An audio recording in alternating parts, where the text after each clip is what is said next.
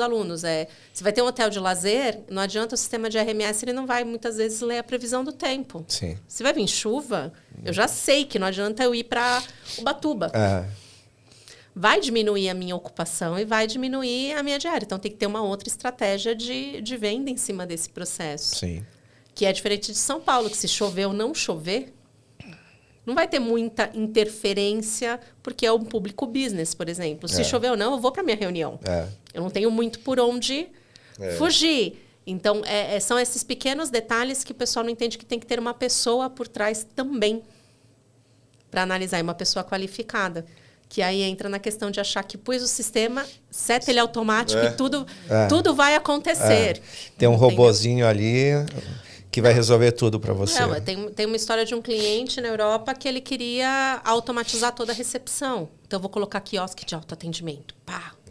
Reformou a recepção, colocou vários quiosques de autoatendimento. O que aconteceu? Ele teve que contratar um recepcionista para cada quiosque de autoatendimento, porque o público dele não aceitava a tecnologia de autoatendimento. Alguns aceitaram.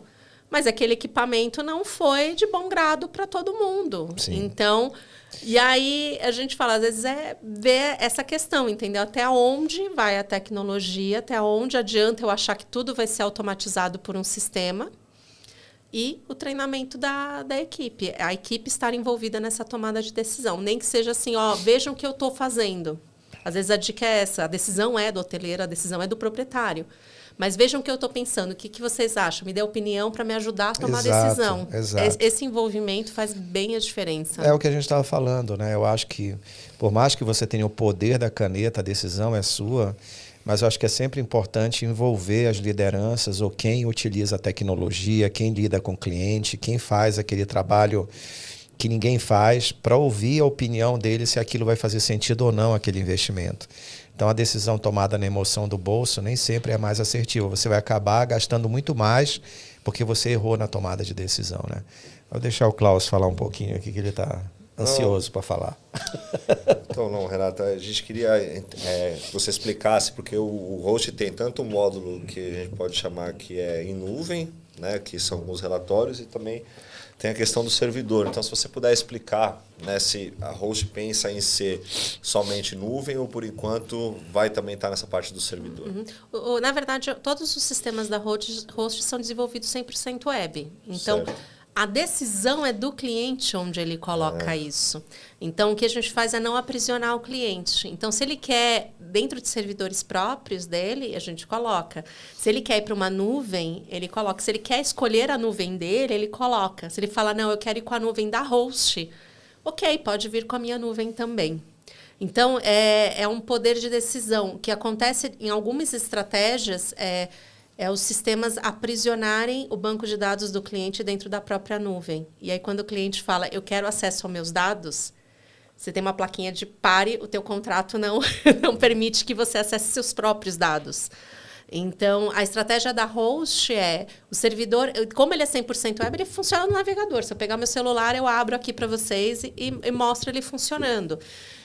A questão dos servidores, muitas vezes, é a questão do próprio cliente. Então, eu já tive cliente que colocou servidor local. Não confio em nuvem. Até os discos morrerem, perderem dados e falar que a nuvem tem backup, tem snapshot, tem outras tecnologias e ficou melhor. E está rodando super bem na nuvem há anos já. E eu tenho clientes que falam, não, eu tenho uma questão de segurança de informação que eu quero dentro da minha nuvem. Fecha com VPNs, fecha com todos os acessos e mantém dentro da estrutura dele. Então, vai depender um pouquinho do que o perfil de cada cliente. Então, a maioria dos meus clientes estão na nuvem hoje. Eles mesmos contrataram uma Azure, uma Amazon, alguma coisa assim. E outros preferiram ir com algumas empresas e parceiros locais. Eu indico alguns parceiros ou eu posso colocar dentro da minha própria nuvem. Mas o banco de dados sempre vai ser do cliente, né? E ele pode ser híbrido? Nuvem, servidor? Porque tem alguns casos, talvez não sei a minha ignorância nessa parte de tecnologia, mas eu não colocaria na nuvem na Ilha Bela, entendeu? Exato. Exatamente. Eu brinco, não porque a ilha não tenha tecnologia, mas qualquer chuva, uma vez cai quebrou... a internet. Não, uma vez a fibra, rompeu a fibra que ia para a ilha. Oceano, né? Acabou, entendeu? Então, eles têm a tecnologia, sim, tem condições, de mas... fazer. É meio complexo. Aí eu recomendo sempre ser local, na verdade. Porque se eu fizer meio híbrido, na verdade, se ele perder alguma conectividade, alguma coisa ele perde. O que a Host fez foi, por exemplo, com as ligações com channel, etc., a gente tem a nossa API está conectada com o PMS através da nuvem. Então, nossa API ficou na nuvem e em cima disso, se... eu tenho um hotel que está instalado na ilha, perdeu conectividade por algum motivo. Não estou falando só Ilhabela, estou falando qualquer... lugares mais remotos. Às vezes você pega interior de São Paulo, tem lugar que só chega a internet por satélite, rádio. É região de serra, algumas localidades. Exato. Então, eu posso ter o servidor local e aí o meu controle de inventário e disponibilidade para reserva fica na nuvem. Então, eu colho essa informação do hotel, quantas reservas tem aqui diretas? Eu tenho um inventário de 10 quartos. Lá na nuvem tem 10. O channel vai se comunicando conosco dentro da API. Eu vou falando, tem -1, tem -1, tem -1. Na hora que conectar de novo a internet, eu descarrego essas reservas. Então, o híbrido, o PMS, ele não vai funcionar tão bem, porque senão alguma funcionalidade também se perde. Mas eu consigo que as minhas conexões comecem a trabalhar através de uma nuvem e isso eu consigo armazenar e não perder isso, de alguma forma. Então, não é eu fecho de vez a minha conexão com o mundo até voltar à minha infraestrutura. Sim. Então, tem um pouco disso. Eu tive um cliente em Lindóia, eu acho que foi em Lindóia, que ele tinha um sério problema na região de elétrica. Caiu a energia, caiu a internet. Mas caiu a energia, caiu a internet, caiu os computadores, cai a rede, cai tudo. Então, ele falou, eu não posso mais deixar os meus serviços no meu servidor local. Renato, eu preciso urgentemente migrar para a nuvem. Porque nem que seja um 4G, eu abro um tablet que tem a bateria e conecto num 4 5G e consigo trabalhar com o seu sistema. Power bank conectado, alguma coisa assim. Exatamente. E foi assim que ele resolveu o problema. Ele falou, porque os computadores ficam toda hora, então 2, 3 vezes por dia, porque é a região onde ele está. Eu acho que até hoje, com a facilidade de internet por satélite, né, para esses lugares eu até recomendaria fortemente você ter uma redundância. Alguns hotéis, por exemplo, a grande maioria dos hotéis trabalham com 2 internets, uma para redundância, né? Sim. Mas quando as 2 são fibra e você depende da fibra, já era. Não, eu tive talvez um é melhor no lugar que ele falava, não, eu tenho 2 internets, uma é a redundância que a gente fala, não sei o quê. E qual é a empresa que fornece? É a mesma. Eu falei assim, mas se é o mesmo cabo, você comprar Vive Claro e vem no mesmo cabo... Melhor você ter uma redundância em satélite. Entendeu? Exatamente. Então, o que acontece... Tem um cliente nosso em comum que fez exatamente isso. Botou na nuvem. Lá na região central, a gente sabe que tem essa questão... Ficou sem energia, eu acho que uma semana e meia. Há uma semana atrás, 2, uma coisa assim. Então, quando você pega clientes... Eu tenho alguns clientes também ali naquela região central. Então, tá na nuvem, o que eles fizeram? Tablets, celulares... E começaram a trabalhar no 4G, 5G e é o que tinha. Principalmente entendeu? Esse período, né, de janeiro a março, com muita chuva, a tendência é ter muita queda de energia, muito problema de fornecimento. Então, você já tem que pensar num plano de contingência. Então, tem que ter tudo isso em mente. Né? Mas até por segurança de dados, firewall, essas coisas, eu sempre recomendo o cliente. Se ele não tem uma boa gestão de TI dentro da infraestrutura interna dele, coloca na nuvem. Coloca na nuvem que facilita bastante isso daí. Até a questão de proteção de sequestro de dados. Hoje está muito comum você ver invasões de sequestro de dados. A gente teve um caso recente de um cliente nosso. Isso agora. Eu tive já um cliente que também teve sequestro de dados. Então, o PMS dele foi invadido, sequestraram um monte de dados inclusive de cartão, né? Uma série de informações extremamente confidenciais. Isso, então, entraram em contato com os clientes, dizendo, olha, sua reserva foi cancelada, não deu certo aqui o pagamento, por favor, fazer um Pix. E aí os clientes começaram a achar estranho. Entendeu? Então tem que pensar em tudo isso. Eu tive um cliente que estava local também com o servidor e, na verdade, eles não conseguiram atingir o PMS. Porque os dados ficam criptografados. Tudo bem, existem ferramentas para quebrar a criptografia, a gente sabe que isso não é mais tanta segurança assim. Mas eles têm outras empresas também no grupo e eles hackearam as outras empresas. Então, eles pegaram e simplesmente colocaram uma telinha lá, você não vai mexer em mais nada, enquanto você não pagar X. Então, tiveram que refazer, tipo, fecharam o servidor, falou, da parte do hotel, como não tomaram os dados, só pararam as máquinas, eles conseguiram refazer tudo isso daí, mas na parte da indústria que eles tinham por trás, lojas e etc., não conseguiram.